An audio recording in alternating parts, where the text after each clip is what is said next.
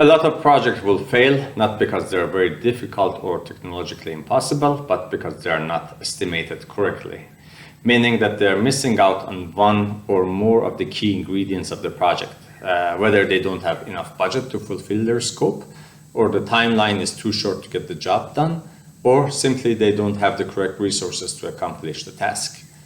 In this video, we are going to review the top 3 estimations pitfall. Number 1.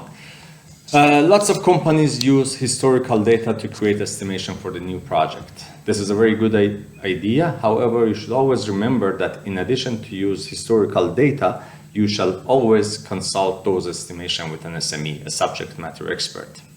As an example, imagine you're a contractor, you're building houses, a new client comes to you and asks you to build her exactly the same house as you just built for another client.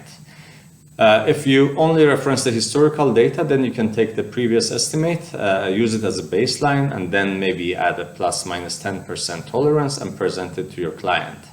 However, if you would have reviewed the new project with the SME, he or she might tell you that the earth mechanics in the new location is very different from the previous one, and therefore you need to add 30% to your project because it's more complex foundation work.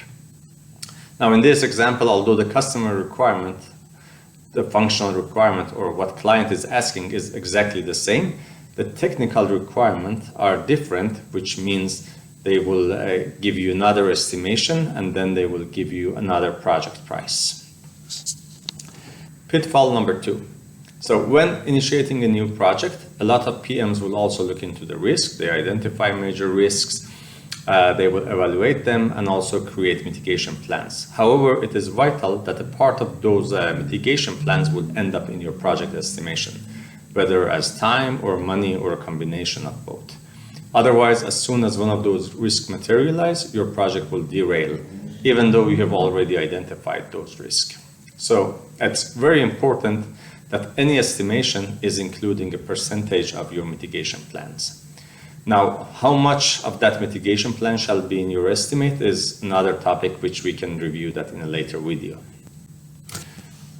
Pitfall number 3, impact of the resources. Think about the use case like this, which can easily happen in a big organization. You make a very good estimation based on your historical data. You will review that estimate with your SMEs and also add a risk buffer into the project. But when the project starts, your boss or your project sponsors will inform you that the people who made the estimation with you are no longer available to your project. And you have to utilize some more junior team members, or even worse, you have to go and get a team of sub-K. This will, of course, impact your project tremendously, as junior people, they're not very experienced and they're not very effective. So basically, it means that things will happen slower and they will become more expensive. Or even if you have a sub-K who is very experienced, they might not be familiar with your organizational way of working or your organizational culture. And then again, everything will take longer time and will become more expensive. In cases like this, I would say it will probably impact your project budget by 10 to 30% on the lines that are related to the resource.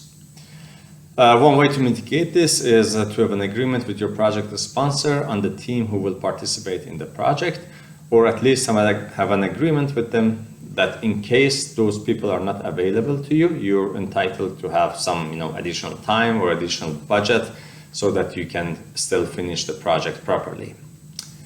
I hope this helped you, and thank you.